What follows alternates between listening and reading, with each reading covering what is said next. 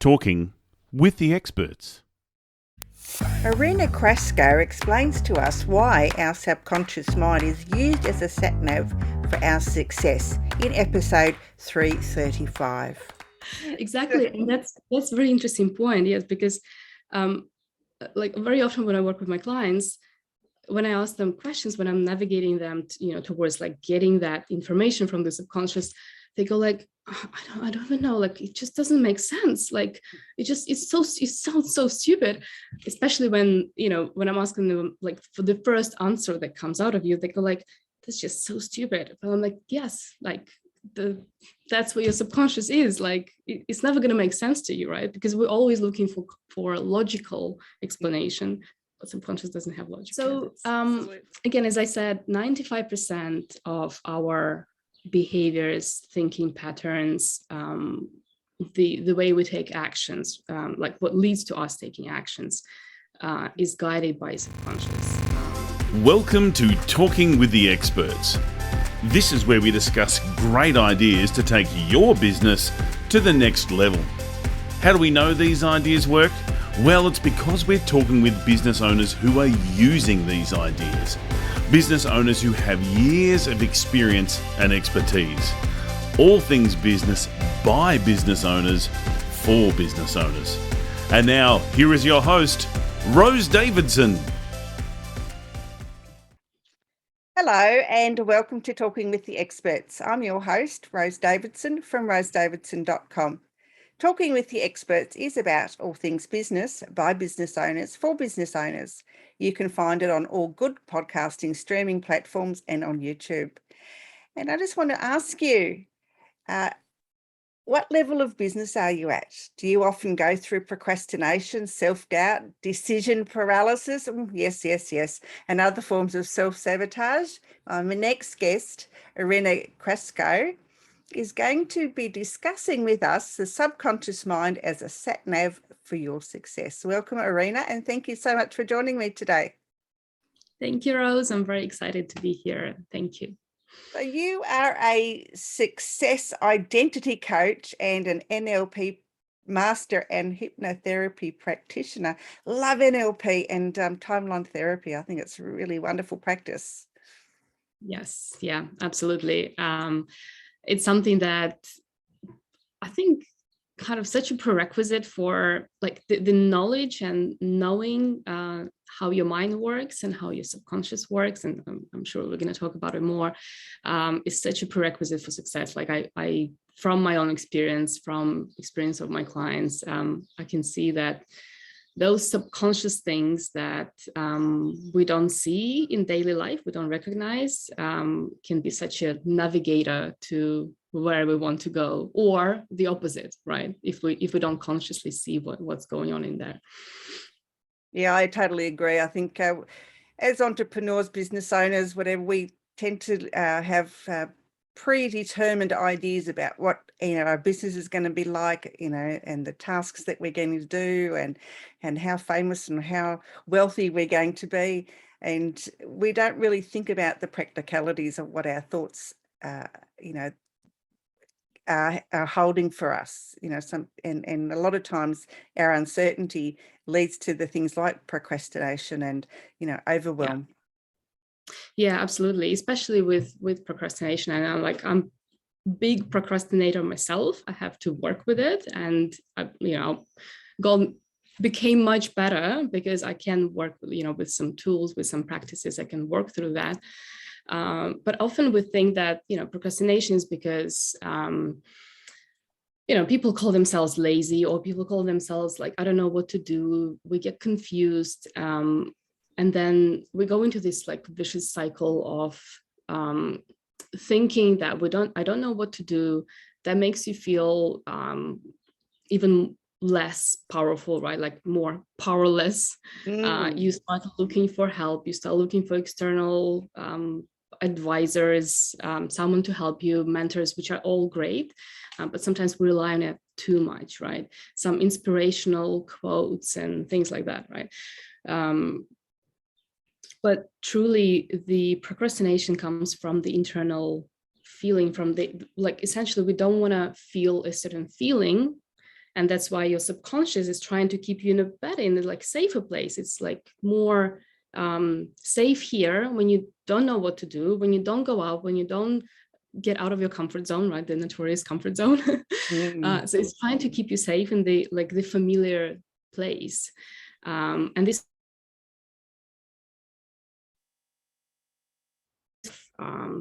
like the self concept, your ego, right? Ego as in who I am, who I believe myself to be.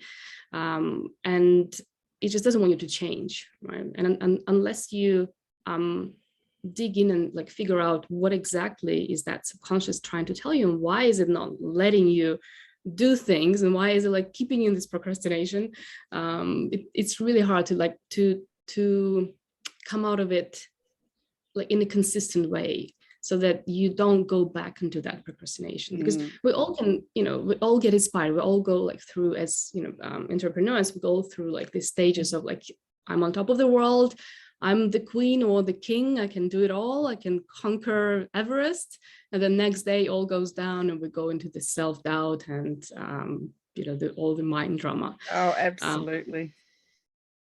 Yeah. And so being able to kind of get into navigate that through that is really great. Yeah, I totally agree. Now you use different modalities like breakthrough coaching and somatic work and hypnotherapy. So, you know, why are these things good to, you know, to help other, you know, business owners to get over all these things, you know, and bring them back into alignment to who they should be?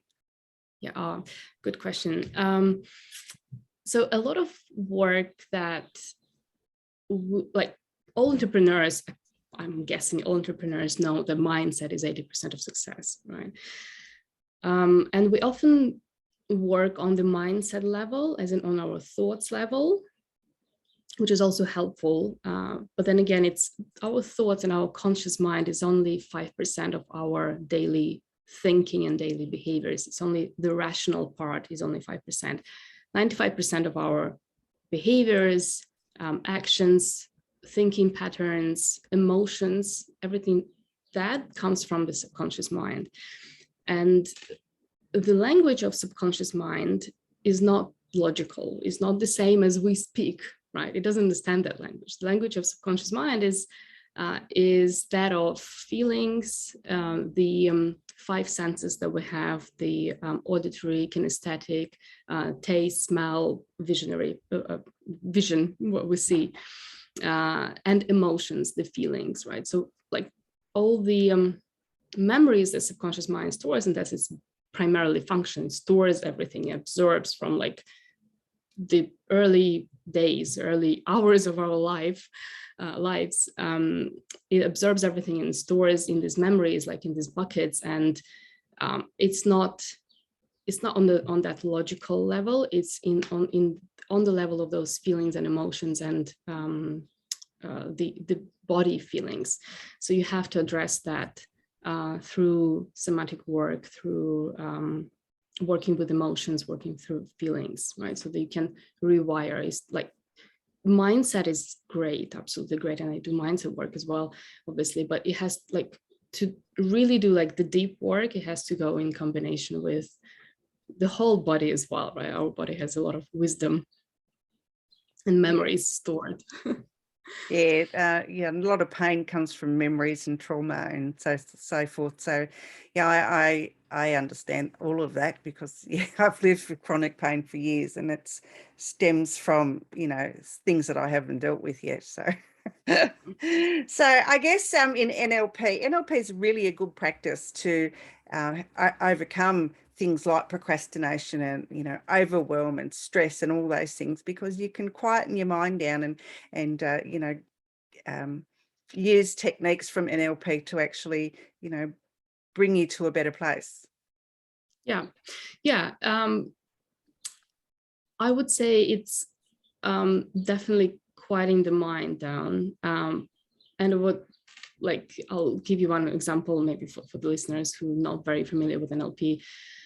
There are beautiful tools and techniques that you can do to, say, anchor, for example, the feeling of inspiration, the feeling of, you know, that that moments when we're on top of the world, when we feel like, because we take actions from emotions, from feelings, right? Whatever the state we're in determines either whether we take the action or we don't. And if we do take the action, it's the quality of this action.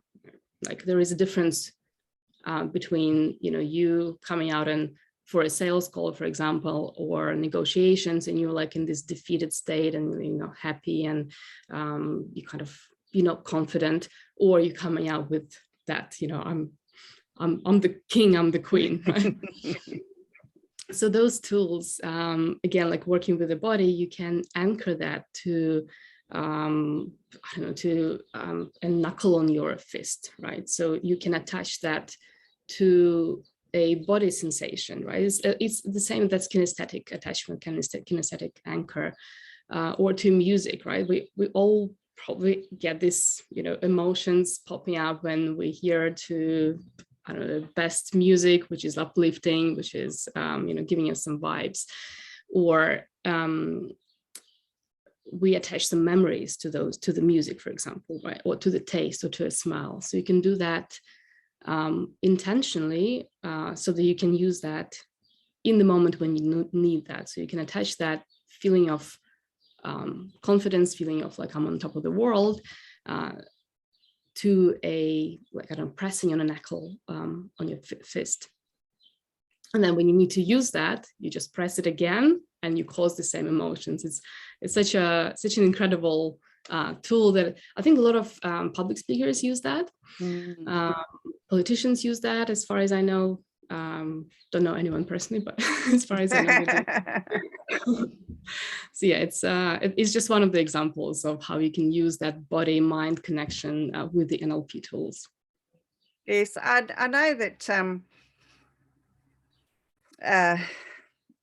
business owners can benefit a lot from using mind tools. And so perhaps there's, other than anchoring, what other tools could they use to, improve their mindset, especially, during the down times when they're not on that high?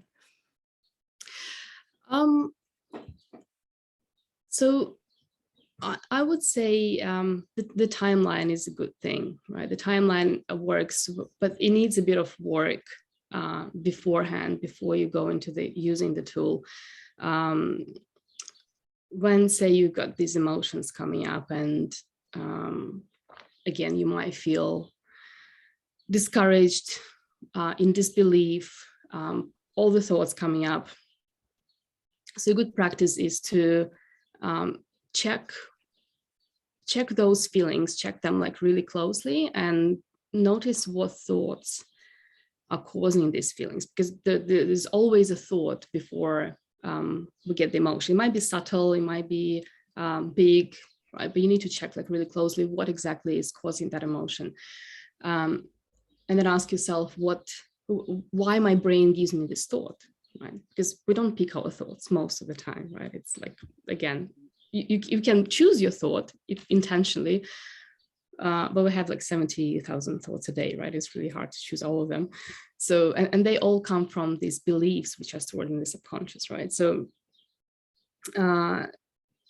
checking what do I believe about myself, right? What do I believe about my customers? What do I believe about my products, about my business, about my future, that is causing that thought and that's causing that emotion. And then when you get there, when you get that belief, you can essentially, that usually comes from the past, right? Or you might not believe in the future. So you can, in your mind, you can use the timeline and kind of float from the present into the past, rewire that in the past if that comes from the past, or you can float into the future. It's also a great tool that you can set your goal into your subconscious, into your future, as if you already achieved that, so that your subconscious mind is navigating you towards that, right? And it gives you less and less of those like negative emotions and negative thoughts. I mean, there still will be popping up. Right? I'm not saying that it's never going to happen again, but it's just, when you know how to deal with it, and when you know where it comes from, it's so much easier to get out of it, right? And again, like playing with this like future, past, present in your mind, because subconscious doesn't have concept of time, right? Concept of time is what we created consciously. Subconscious is just like has no sense anyway, I don't think. Yes. Exactly. And that's a very interesting point. Yes, because like very often when I work with my clients, when I ask them questions, when I'm navigating them, towards like getting that information from the subconscious, they go like, oh, I don't even know, like it just doesn't make sense. Like it sounds so stupid, especially when when I'm asking them like for the first answer that comes out of you, they go like, that's just so stupid. But I'm like, yes, like that's what your subconscious is like. It's never going to make sense to you, right? Because we're always looking for a logical explanation. But subconscious doesn't have logic. Yeah, that's absolutely not. No. So how can we use our subconscious mind as a SatNav and be successful? So again, as I said, 95% of our behaviors, thinking patterns, the way we take actions, like what leads to us taking actions, is guided by subconscious.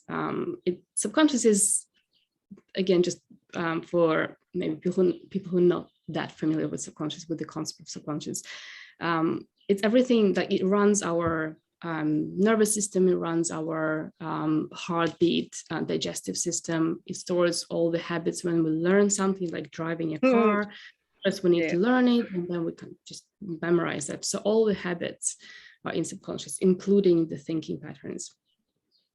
So if you just work on the 5% of your logical, rational mind, you're going to get into the incremental, the success is going to come in incremental steps, right? In 5%, even if you use 100% of your rational mind, right? But if you're able to shift things on the subconscious level and shift that self-concept of who you believe yourself to be, what you believe about your future, what you believe about your business, what you believe about, again, products and customers, if you're able to shift those things, which might be subtle, like they're not just like positive or negative, they might be just subtle things, subtle beliefs. If you're able to shift that inside, imagine if that starts driving your thinking on automation, your actions on automation. When you change those beliefs, you start, like, you become your best advisor, essentially. You get ideas, you get the creativity flow, you get into I the call flow. them epiphanies. When I have what I call an epiphany, it's like, oh, and I have to act on it straight away, because if I don't, then to me it doesn't make sense. I have to do it like whilst it's in my brain straight away. So yeah, I've had a few of those lately, and it's been like change. Yeah, and like you would agree, like these epiphanies, they don't come usually in that state of sadness, disbelief, right? Like usually it's either the transition into like up, right? Like, because you can work with those disbeliefs as well, you can dump them all onto a paper, and that's when you get like, oh, actually, there is a positive side to that as well. Or when you like on a elevated state, when you believe in yourself, when you uplifted and believe in your business and in your future, that's when those epiphanies I love them. Yeah, I've just decided I'm going to start a radio station now and a magazine, as well as do my podcast. Yes. So, yeah, usually comes with the black energy as well. Yeah, hopefully.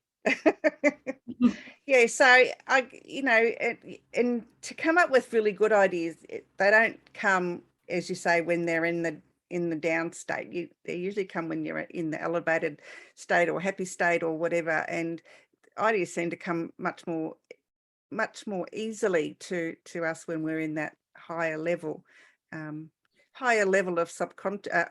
consciousness, I think. Yeah, absolutely. It's the ideas that come in that state, it's the actions that we're more likely to take an action in that state, and it saves time. Like when you obviously stop procrastinating, when you stop overthinking, when you stop over analyzing or dwelling on like what you've done in the past, thinking whether it's right or wrong, or you hang in indecision, which also is, I think, is a big thing. That's indecision comes from not trusting yourself. You save so much time, and you can collapse the time, and you can do what you do in a month, you can do it in a few days, right? Because you just keep taking action. Yeah, it's a bit like how bipolar people are. When they're manic, they're like unstoppable. Yes. But then, but then it goes to the other side, right? Absolutely, yeah. The crashing side's not good. Yeah. So I guess, have you written a book or ebook or anything, an audio book about, any of this? No, I haven't personally. There are so many books out there. There are so many, I mean, obviously everyone writes in their own style. It just I haven't got there yet. Maybe I'll get there. Okay. I'm not in that state yet. Yeah, I've always thought about writing a book, but I haven't got there yet. Yeah. So I understand totally with that. Where can people find you, Irina, if they want to work with you? I have presence on LinkedIn, which is Irina Krasko, or Instagram, Irina Krasko _coaching, or also my website, irinakrasko.com. So yeah, anywhere, just send me a message, send hello, just introduce yourself if you're interested. I mean, just to introduce yourself. It doesn't mean we need to work together right away, right? I love when people come into my world, and I love when people are connecting. Yeah, that's it. That's always important. I mean, don't you just so dislike when people want to friend you on Facebook, and then the next thing you know, they're trying to sell you something. And that's one of my very pet hates. Yes. We've been there. We've all been there. Yeah, it's really sleazy, I reckon, but it's not very good business practice. Irina, if you were, sorry? Yeah, go ahead. If you were to give someone some advice, what would that be? I would say that since we were talking about self-concept and the beliefs about yourself, I would say that the success, and whatever shape and form success is for you, it comes in different forms for everyone. Success starts from being rather than doing, right? Because doing comes from the being, right? When you start with the being, with who you are you an employee of your business, or are you the CEO of your business? And how much you believe about yourself in yourself determines what you do and how you do it, right? And I would say that your life, your energy, your thoughts, your beliefs fuel your business. It's not the other way around. Like, it's not that I'm going to build my business and then it's going to make me something. It's more of like, who am I, and all my energy, all my beliefs, and my beliefs in the future. That's what fuels the business and what helps it grow. Absolutely. So along that same line, how can we eliminate, those stumbling blocks to the, to our deep subconscious?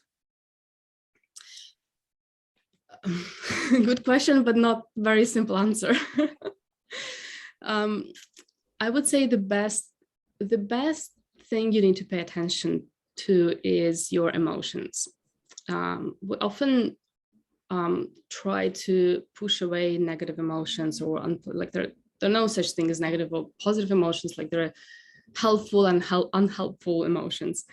So often when something like unhelpful or unpleasant comes up, we're trying to kind of tuck it into the corner. I don't want to feel that, and I'm trying to kind of elevate myself, elevate my state. But those emotions are actually your best friend, because they're the best clues, or to look into the window to look into what is actually going on, and to get into that thinking pattern, understand what thinking has caused it, what beliefs you hold that has caused this thought and this emotion, essentially. So it's like digging into that side instead of pushing it away. It's really like, because again, subconscious mind, language is emotions, right? Or feelings or sensations. And that's what subconscious mind is telling you, like, I'm feeling this way because there is something that I believe in. So you better go and check, right? It's like when you stumble and you hit your toe, pain is not a bad thing. Pain is just signifies that, you need to check what's going on there, whether your toe is okay, right? It's just a signal. It's the same with those emotions and feelings.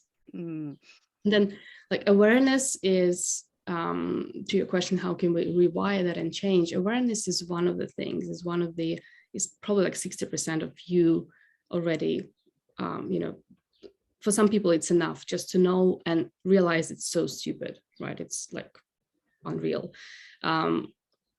If awareness is not enough, then you can work with NLP tools, with some hypnotherapy, with some practices to rewire that connection, that emotional and brain connection. Yeah, it's always important, I think, to be aware when you're giving yourself negative self-talk. So if you do something that's not quite right and you say, oh, you're stupid or whatever, it's important that you recognize when you say that and then change that thought and say, well, where does it come from? Why do you believe that that's true? And you need to find an answer to why you said that to yourself in the first place, because no one's stupid, and you shouldn't be calling yourself stupid, or you shouldn't be calling anyone stupid, but you need to find out why you think that of yourself, and is it the truth, and where did it come from? Yeah, exactly, because we often throw these things like, oh, you're so silly, like don't really think about it. But again, our psyche is taking it different. But your subconscious is always listening. So what you say out loud, subconscious is listening. Yeah, always. Definitely. Yeah, all right. Irina, it's been an absolute pleasure talking to you. Thank you so much for joining me. And if anyone wants to catch Irina, you can catch her at irinakrasko.com, and she's on LinkedIn, on Instagram, and on Facebook. So enjoy the rest of your day, and I will talk to you again very soon.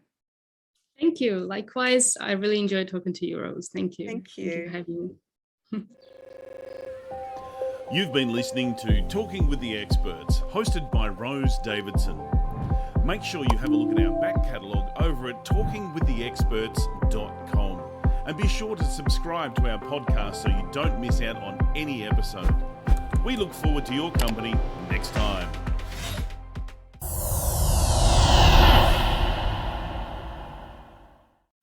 Talking with the Experts.